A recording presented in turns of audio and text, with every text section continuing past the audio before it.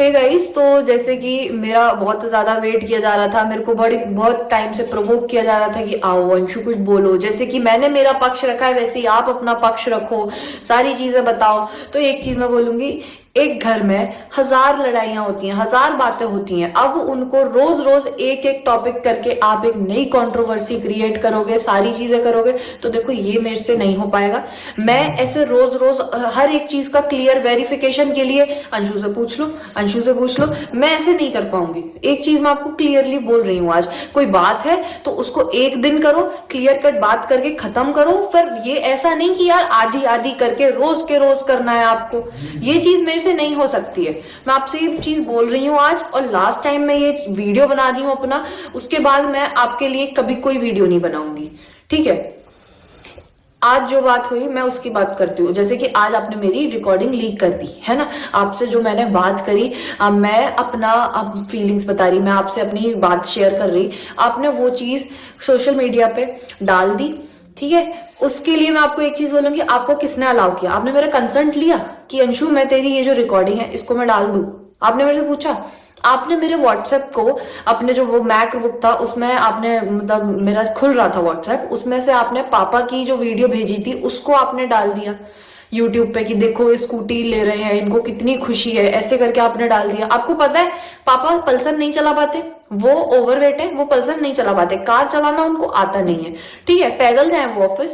एक चीज ये बता दो मेरे को आप, है ना।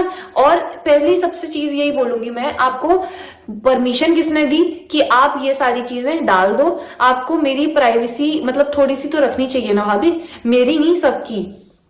आप सबकी रिकॉर्डिंग करते थे घर में, मम्मी अगर अपना दुख बांट रही है, भैया के जाने के बाद वो अपनी बातें कर रही हैं मौसी से, या फिर पापा हैं जो किसी से बात कर रहे हैं, आपको उनकी हर चीज की रिकॉर्डिंग क्यों चाहिए, क्यों रखनी है? आप फिर ये कहती हो कि मेरी तो कोई बात ही नहीं मानेगा, मेरी कोई बात ही नहीं मानेगा अगर मैं रिकॉर्डिंग्स ना रखूं तो। एक चीज बताओ कि आपके पास, मतलब आपके दिमाग में ये सारी चीजें पहले से प्री प्लान थी क्या कि मैं ये सारी चीजें बोलूंगी तो कोई मेरी बात नहीं सुनेगा, इसलिए मेरे को ये सारी चीजें आज रिकॉर्ड करनी पड़ेंगी? क्यों कर रहे हो? आपने उनसे पूछा क्या? हमारा कॉन्स्टिट्यूशन हमें अलाउ नहीं करता कि किसी की भी प्राइवेसी को हम ऐसे डिस्टर्ब करें। क्या मैंने आपकी और आपकी मम्मी की कभी बातें रिकॉर्ड करी, या फिर आपकी आपके भैया की बातें कभी रिकॉर्ड करी, आपके फैमिली मेंबर्स से जिसकी बातें हो रही हैं उनकी कभी रिकॉर्ड करी? ये बता दो आप। नहीं करी ना। और ना ही मैंने आपकी या मेरी रिकॉर्डिंग कभी कोई जो है वो मैंने ऐसे बताई जो आज आप ये सारी चीजें कर रहे हो।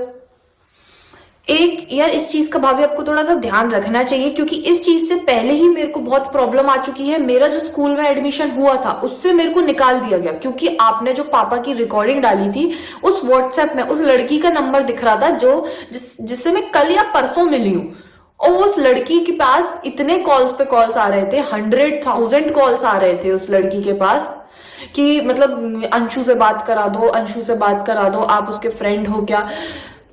उस चीज की वजह से मेरे को मेरे स्कूल से भी निकाल दिया गया। वो चीज भी मैंने कभी नहीं ऐसे यूट्यूब पे भी नहीं लेकर आई मैं उस चीज के लिए, ना मैंने कभी कुछ बोला आपको, पर लेकिन अब ना आप अपनी लिमिट से बहुत ज्यादा कर रहे हो। अब अपने सारी लिमिट्स पता है क्रॉस कर दी है, तो मेरे को बोलना पड़ रहा है, क्योंकि अब मैं सच में आपसे इतना प्यार करती थी, मैंने आपसे कभी मतलब आपके अगेंस्ट भी बात नहीं करी, पर लेकिन अब आप इतनी सारी चीजें कर रहे हो कि मेरे को बोलना पड़ रहा है। और मैं ये रोज रोज का कंट्रोवर्सी का नहीं कर सकती हूँ। अगर कोई बात होगी अब तो वो सारी बातें पुलिस के सामने होंगी या फिर कोर्ट में होंगी, वहां पे बात करो। यहाँ पे यूट्यूब पर रोज के रोज क्यों ऐसे करना है?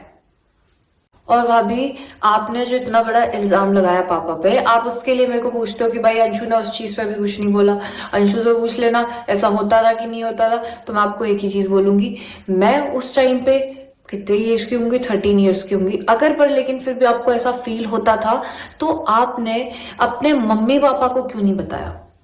आपको अपने मम्मी पापा को बताना चाहिए था ना। अगर आप उनको बताते तो वो आपकी हेल्प नहीं करते, आपको सपोर्ट नहीं करते, क्या नहीं करते, वो आपको फिर उस घर से निकालते।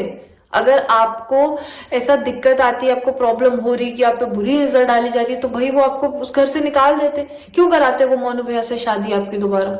नहीं कराते ना वो। क्यों नहीं बोला? पता है मैं भी 15 साल से रही हूँ, मैं छोटी सी एज से रही हूँ बहुत, मेरे को तो कभी इनसिक्योर फील नहीं हुआ। आपने मेरे और पापा के लिए जो बोला चीज, मेरे को क्यों नहीं सुनाई दी वो चीज आज तक? मैंने क्यों उनके मुंह से कभी नहीं सुनी? आपको किसके मुंह से सुनाई दी? मेरे को आप इतना चीज बता दो, है ना, कि आपको किसके मुंह से सुनाई दी। मेरे को आज तक उनके मुंह से कभी सुनाई नहीं दी ये चीज, ना मैंने कभी कहते हुए सुना। पर लेकिन अगर आपको सुनाई दी तो किसके मुंह से सुनाई दी? किसने आपसे ये चीज बोली? अगर भाभी, अगर आपको इतना इनसिक्योर फील होता था, इतनी सारी चीजें आपके साथ होती थी, तो फिर अगर आप अपने मम्मी पापा को बोलते ना, तो वो आपकी शादी कभी वापस नहीं कराते मोनू भैया से, है ना। उस घर में नहीं कराते जहाँ पे मतलब उनकी बेटी को इनसिक्योर फील हो रहा है। फिर क्यों आपकी मम्मी ने आशु भैया के जाने के 3 दिन बाद ही बोल दिया कि मेरी बेटी को चूड़ी बना लो? कम से कम यार इतना तो सोचना चाहिए था कि क्या माहौल हो रहा है, क्या चीज चल रही है अभी, क्या मतलब